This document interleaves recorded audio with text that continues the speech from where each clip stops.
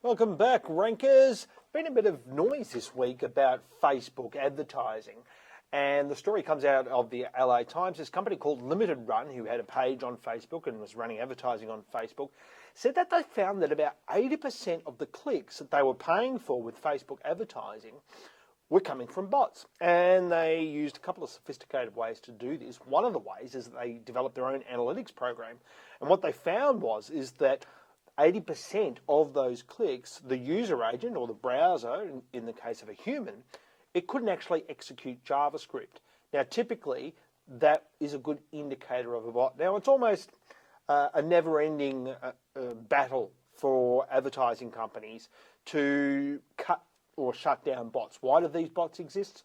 Well, typically they're because either they're trying to run down their competitor's budget, in the case of the old AdWords bots, that's what it was all about, or also in the case of Google AdWords bots, is when people used to have the AdWords, as we know as AdSense, on their own site, they used to run these bots so that it would look like the ads on their sites were getting a lot of clicks, and therefore Google would have to spend more money with them. Anyway, Google found out a way to cut down on a lot of this bot traffic a few years back, and what they did is that they were looking at the patterns of the users who were clicking on these bots. And now, people will still go and click on their competitors' ads, mainly because they're ignorant of what that does. They think they're running down the budget of that ad, and to a certain extent they are. But let's just say if you've got an AdWords campaign and one of your competitors decides to click on your ads, that can happen and still happens, no doubt it happens, but all that ends up doing is it increases the click-through rate of your ads.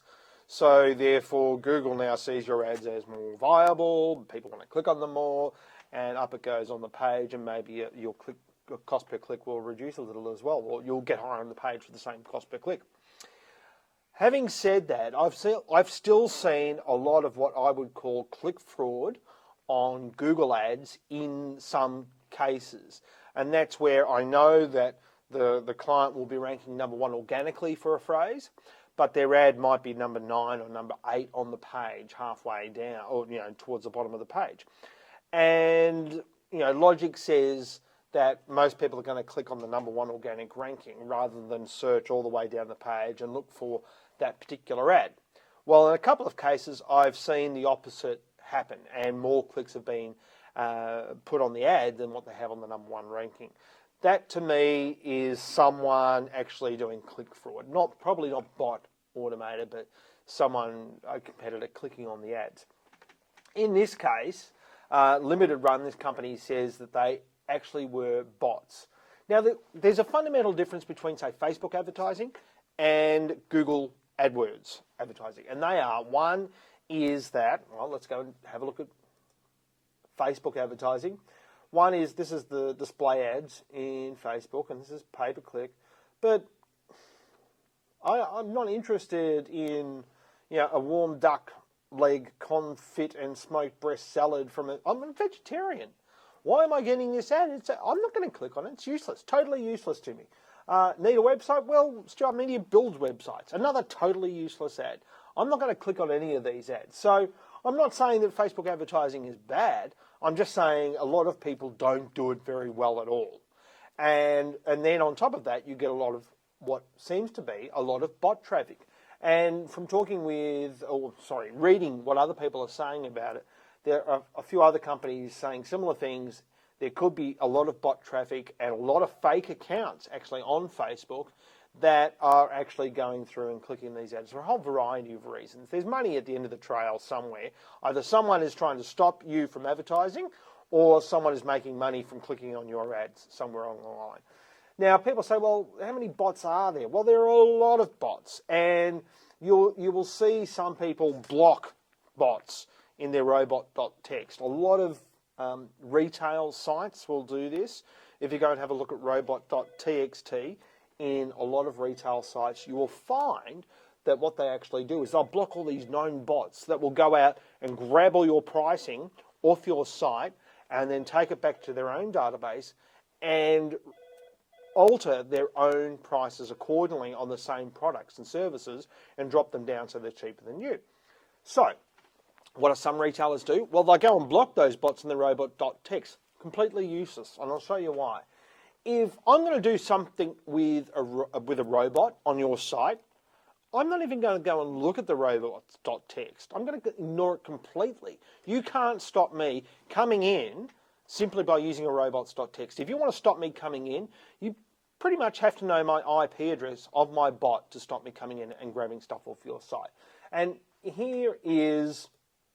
Now, by the way, Google Analytics won't tell you anything about this, so don't think you can go and find this sort of stuff in Google Analytics. This is a record of bots coming to the stuartmedia.biz site. Now, you see here we've got 54 different robots over the last month.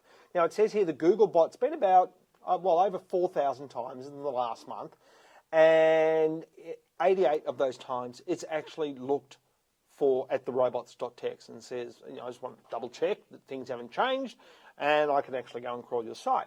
And you'll see here that's pretty common, Feed Fetcher, a few other bots in there, this MJ12 bot that I've never heard of, WordPress bot, Yandex, that's a Russian search engine, Baidu, that's a Chinese search engine, and these are search engines just indexing the site for, so I can turn up. Yahoo Slurp, that's the big Yahoo search bot, bunch of different search bots. But down here, you'll start to see that, hey, wait a minute, this bot here, 189 times, there's anything after the plus means that it's actually accessed the robots.txt that many times. Here, this one's coming 189 times, and it hasn't even looked at the robots.txt, and it's called the Phantom bot. That's how it's identified itself. God knows what it's doing. If I Google it, could probably find out. Then we've got one here called the CF Network. We've got an offline browser that someone's downloaded our site. Absolutely no looking at the robots.txt. What else have we got down here? One's Find Links bot. So this will be a spam bot. This will be someone indexing our content with a bot and then finding out what sort of things that we talk about on the site and then probably emailing us and saying, hey, can we get a link off your site, please? We've all received those sorts of emails. That's how they find that stuff out. The other one here, which is interesting, is the Google AdSense bot. Apparently it has come in once and we don't have any Google ads on our site, so that's pretty weird. Netcraft is a service that monitors site uptime, so that's why they've come in. They haven't looked at the bot, but that's okay. You can see a W3. This one here, this is an SEO tool, right? And we have one for Mac, which is called Integrity Link Checker. That Xenu one, that's one a lot of the PC users do. And to give you an example of what I'm talking about here is the Dick Smith current robots.txt, which has changed a lot since I last looked at it. But you can see here it's saying all user agents are not allowed to go and have a look at that path. Well, this Integrity Link Checker, I've just run it, and one of the first things it goes into is exactly that path. And it goes in and spiders it. It paid no attention to it whatsoever. So the only way that you can stop these things is it's pretty full on, pretty difficult. Obviously, Facebook probably needs to do more in that space. Google's been at it a long time and they've been doing it. But wherever you're spending your money, if it's an acceptable cost that you're paying for the results that you're getting, what do you care about click fraud? And that's why you've got to set yourself a budget. What is an acceptable cost per click or what is an acceptable cost per lead acquisition based on the money you're spending on your advertising? And that's all you have to consider. And then you don't have to worry about all the click fraud. If you think that it's going to cost you $1 and that includes click fraud and maybe you get 50 clicks, it costs you $50, but a sale's worth $1,000, that's okay. So that's what you have to do. You have to monitor these things, but by and large, have an acceptable cost per lead acquisition in mind. So at the end of the day, it doesn't matter what all these fraudsters do. As long as you're within those parameters, great. And that's it for this week. Hopefully that's helpful. We'll see you next week. Thanks very much. Bye.